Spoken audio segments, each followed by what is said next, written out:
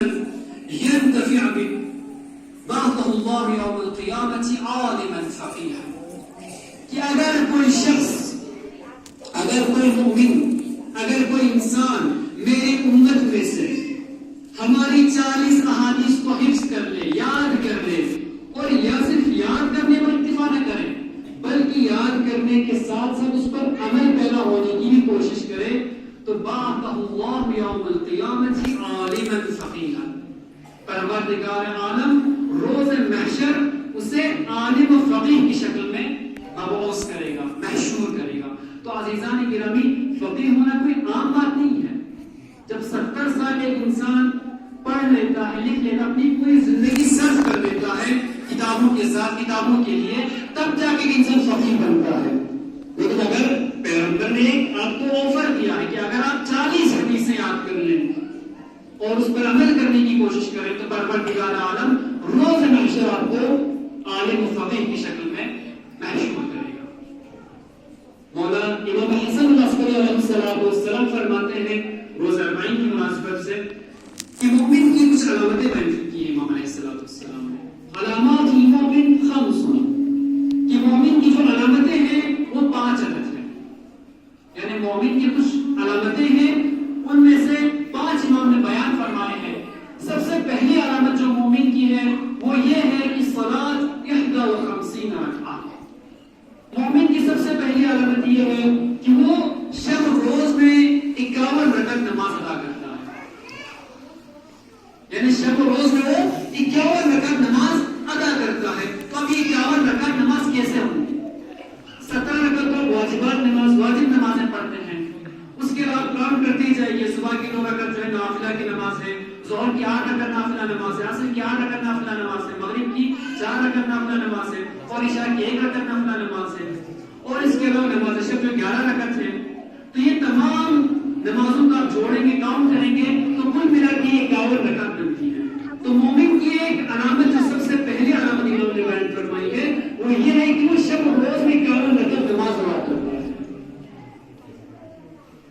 تو عزیزان گرامی، ہمارے بزرگان ہم سے پوچھتے جناب ہم تو بزرگ ہو گئے ہیں، ہم تو جو ہے اتنی نمازیں ادا نہیں کر سکتے، اتنے رکعت بجا نہیں رکھ سکتے، مثال کے طور پر ظہر کی 8 رکعت ہے، عصر کی 8 رکعت ہے۔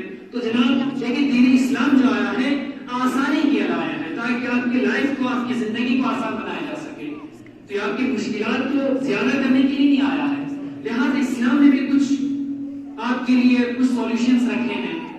وہ یہ ہے کہ علماء فرماتے ہیں، اللہ سستانی اپنی کتاب فقہ المیسر میں فرماتے ہیں کہ اگر کوئی شخص نافلہ نمازوں کو جو 8 رکعت ہیں، 4 رکعت ہیں، ان کو پوری طرح سے ادا نہ کر سکتا ہو تو وہاں پر ایک آپشن لگے تلخیص کا، کہ آپ وہاں پر 2 رکعت پڑھیے تو آپ کو نیت ہی کیجیے کہ میں 8 رکعت کی نیت کے ثواب سے، آپ کے ثواب کی نیت سے نماز ادا کیجیے 2 رکعت، تب بھی آپ کو جو ہے 8 رکعت کا ثواب مل جائے گا۔ تو کم سے کم 8 رکعت کی بجائے 2 رکعت تو انسان پڑھ سکتا ہے نا۔ تو عزیزان گرامی، یہ ایک علامت ہوئی۔ اب جو دوسری علامت ہے وہ یہ ہے کہ تختم بالیمین۔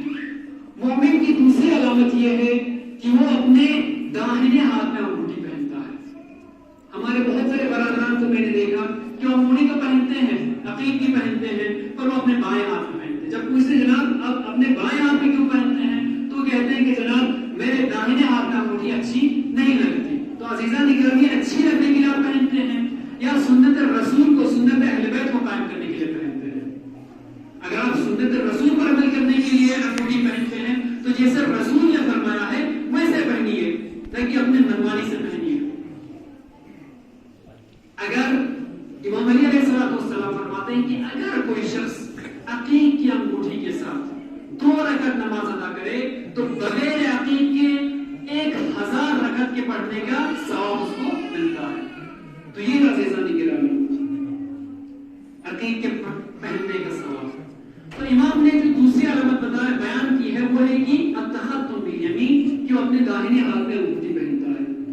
اب جو تیسری علامت بیان کی ہے امام نے وہ یہ ہے کہ تعفیر الجبین، کہ ہمارے شیعوں کی ایک علامت یہ ہے کہ وہ جب سجدہ کرتے ہیں تو وہ خاک پر سجدہ کرتے ہیں۔ الحمدللہ ہم تمام لوگ جب بھی سجدہ کرتے ہیں تو خاک پر نہیں بلکہ خاک افضل ترین خاک پر ہم سجدہ کرتے ہیں۔ خاک شفا تربت امام حسین علیہ السلام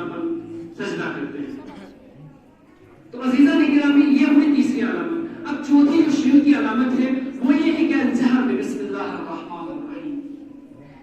شیوع کی چوتھی علامت یہ ہے کہ جب بھی وہ بسم اللہ پڑھتے ہیں، جب بھی وہ بسم اللہ کی تلاوت کرتے ہیں تو بلند آواز سے کرتے ہیں. اسی لیے عزیزان گرامی دیکھیں ہم جو نمازیں پڑھتے ہیں شب و روز میں وہ دو طرح کی ہیں. کچھ نمازیں ایسی کہ جو جہری ہیں جن کو بلند آواز سے پڑھنا واجب ہے، اور کچھ ایسی نمازیں ہیں کہ جو اخفاتی ہیں جن کو آہستہ پڑھنا واجب ہے. مثال کے طور پر ظہر عصر کی نماز کیا ہے، اخفاتی نمازیں ہیں. لیکن علماء بیان فرماتے ہیں کہ ظہر عصر کی نماز کی جو اخفاتی جن کو آہستہ پڑھنا واجب ہے، ان میں بھی ان نمازوں میں بھی آپ کے لیے مستحب یہ ہے، افضل یہ ہے کہ آپ بسم اللہ کو بلند آواز سے پڑھیں. کیونکہ بسم اللہ کو بلند آواز سے پڑھنا ایک مومن کی علامت ہے، ایک شیعہ کی علامت ہے. پھر جو پانچویں علامت ہے وہ آج کی مناسبت سے امام فرماتے ہیں خامسہا، جو پانچویں علامت ہے وہ یہ ہے کہ زیارت الاربعین. مومن کی پانچویں علامت کیا ہے کہ وہ اربعین کی زیارت کرتا ہے. خدا سب کو اربعین کی زیارت نصیب کرے.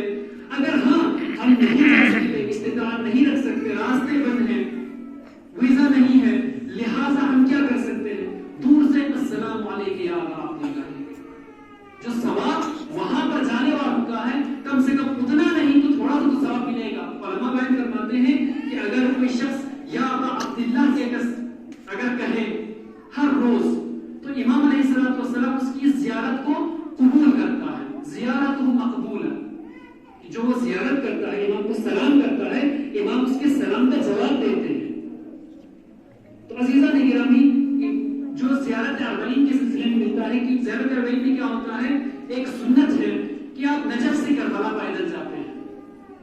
اور امام صادق علیہ السلام فرماتے ہیں کہ اگر کوئی شخص امام حسین کی قبر کی طرف ایک قدم آگے بڑھاتا ہے تو پروردگار عالم اس کے نام اعمال میں ایک نیکی لکھ دیتا ہے، اس کے نام اعمال سے برائی کو ہٹا دیتا ہے، محو کر دیتا ہے، مٹا دیتا ہے اور اس کے درجے کو بلند کر لیتا ہے.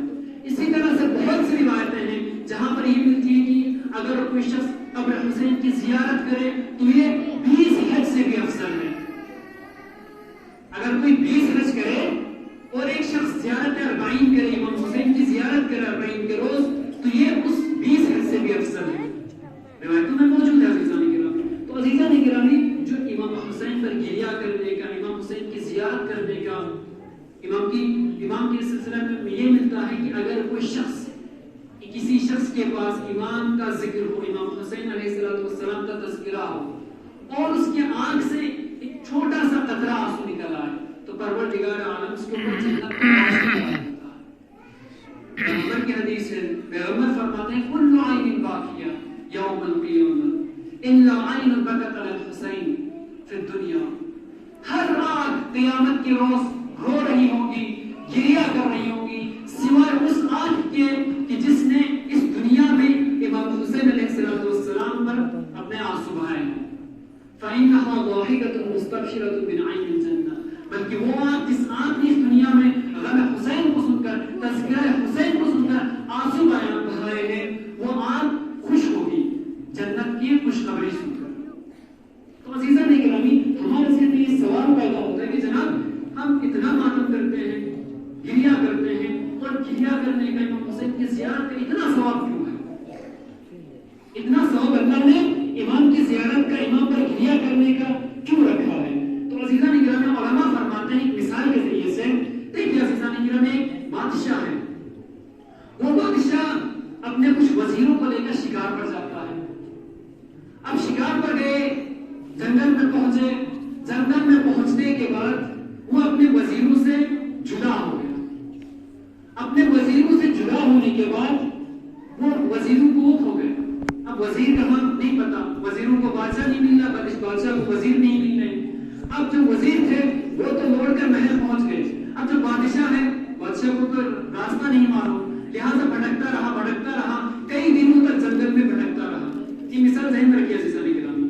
اب بادشاہ کئی دنوں تک جنگل میں بھٹکتا رہا. آخرکار کچھ دنوں کے بعد جب بھوک و پیاس اس کے اندر کمزوری محسوس ہوئی تو ایک جھونپڑی نظر آئی اس کو جنگل میں. اب جھونپڑی نظر آئی تو جھونپڑی کی طرف آگے بڑھا. آگے بڑھنے کے بعد جھوپڑی کے پاس پہنچا تو وہاں پر دیکھا کہ ایک ضعیفہ ہے، ایک بڑھیا ہے، ایک بوڑھی عورت ہے. تو اس بادشاہ نے بڑھیا کو نہیں پتا کہ یہ بادشاہ ہے. اب اس بادشاہ نے کہا کہ یہ بڑھیا میں بہت ہی زیادہ پیاسا ہوں، مجھے کچھ پانی دو، مجھے کچھ ایسی چیزوں کی جس کو میں پی سکوں. تو اس بڑھیا کے پاس جو مال دنیا میں سے جو تھا وہ صرف ایک بکری تھی. مال دنیا میں سے کل کا کل اس کے پاس صرف ایک بکری تھی. تو اس نے اس بکری سے تھوڑا دودھ دوہا، تھوڑا دودھ نکالا. دودھ نکالنے کے بعد بادشاہ کو دے دیا. بادشاہ نے دودھ پی لیا. اب اس کی پیاس تو مٹ گئی، پیاس تو ختم ہو گئی، لیکن وہ بھوکا ابھی بھی ہے، اس کی بھوک ابھی بھی باقی ہے. اس نے کہا کہ میں بھوکا، مجھے کچھ کھلا دو. تو مال دنیا میں سے یہ یاد رکھیں کہ مال دنیا میں سے اس بڑھیا کے پاس صرف وہ بکری ہے. تو اس بڑھیا نے اس بکری کو ذبح کروایا. اس کو ذبح کرنے کے بعد اس کو پکایا. پکانے کے بعد اس بادشاہ کو کھلایا. پکانے کے بعد اس بادشاہ کو وہ کھلایا. اب کھلانے کے بعد کچھ دنوں کے بعد جو ہے بادشاہ کے وزیر پہنچے بادشاہ کو ڈھونڈتے ہوئے. اب بادشاہ کو لے کر چلے گئے. اب بادشاہ محل میں پہنچے، بہت ہی دن گزر گئے، کئی ایام کئی مہینے گزر گئے. کئی مہینے گزرنے کے بعد اب بادشاہ کو کسی نے خبر دی کہ جس بڑھیا نے آپ کی مدد کی تھی جنگل میں، وہ بڑھیا اس شہر میں آئی ہوئی ہے، وہ بڑھیا اس شہر میں آئی ہوئی ہے. تو بادشاہ نے کہا کہ جلدی اس کو میرے دربار میں لے آؤ. اب جیسے بڑھیا کو دربار میں لے آئے، لے آنے کے بعد بادشاہ نے کیا 100 بکریاں اس بڑھیا کو دے دی. اس کا دامن مال اور زر سے بھر دیا، بہت ہی مال اور دولت سے اس کو مالا مال کر دیا. تو جو اس کے کچھ وزیر سامنے بیٹھے تھے تو وزیر نے اشکال کیا، اعتراض کیا کہ جناب اس نے تو صرف آپ ایک بکری آپ کے اوپر قربان کی تھی، آپ نے تو پورا جو ہے مال و زر اتنا بڑھا رہے ہیں اس کے اوپر، اتنا آپ اس کو عطا کر رہے ہیں. تو بادشاہ نے کہا کہ اگر میں عزیزہ نگرانی بادشاہ نے کہا کہ اگر میں اپنی پوری بادشاہت اس بڑھیا کے نام کر دوں تب بھی کم ہے. کیوں؟ کیونکہ اگر وہ بڑھیا نہ ہوتی تو بادشاہ بھی باقی نہ ہوتا. تو عزیزہ نگرانی اب انصاف سے کہیے، اب یہاں پر نماز قائم ہے، روزہ باقی ہے، حج ہو رہا ہے، زکوٰۃ ادا کیا جا رہا ہے، خمس دیا جا رہا ہے. تو عزیزہ نگرانی یہ تمام چیزیں کس کی بدولت ہے؟ دانا خدا باقی ہے کس کی وجہ سے ہے؟ امام حسین علیہ السلام کی قربانی کی وجہ سے. امام حسین علیہ السلام نے کربلا کے میدان میں اپنا سب کچھ لٹا دیا. کس لیے؟ تاکہ اللہ کا نام باقی رہے، تاکہ اللہ کا دین باقی رہے. تو عزیزان گرامی وہ بادشاہ ہو کر اپنا اس بڑھیا کے احسان کے لیے اپنی پورے بادشاہت لٹانے کے لیے تیار ہے. تو جس حسین نے نام خدا کو بچانے کے لیے اپنا سب کچھ قربان کر دیا، کیا وہ خدا حسین کے اتنا نہیں کر سکتا کہ ایک آنسو کے بعد جنت دے دے؟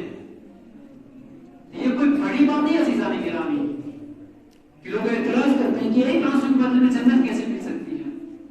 مل سکتی ہے عزیزان گرامی،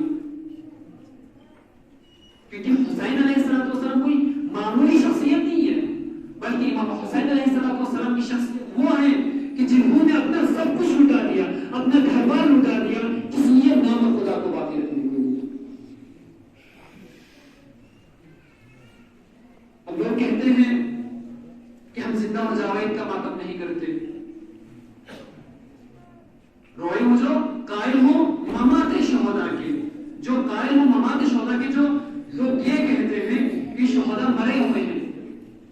قرآن مجید میں کہ لا تحسبن الذین قتلوا فی سبیل اللہ امواتا، کہ جو لوگ راہ خدا میں قتل ہوئے ہیں ان کو آپ اموات نہ کہیے، ان کو مردہ نہ کہیے، بلکہ وہ زندہ ہیں اور اللہ کی طرف سے رزق پا رہے ہیں. تو عزیزان گرامی اس آیت کو ہم بھی مانتے ہیں، اس آیت کے سامنے ہم بھی ذرا تسلیم خم کرتے ہیں.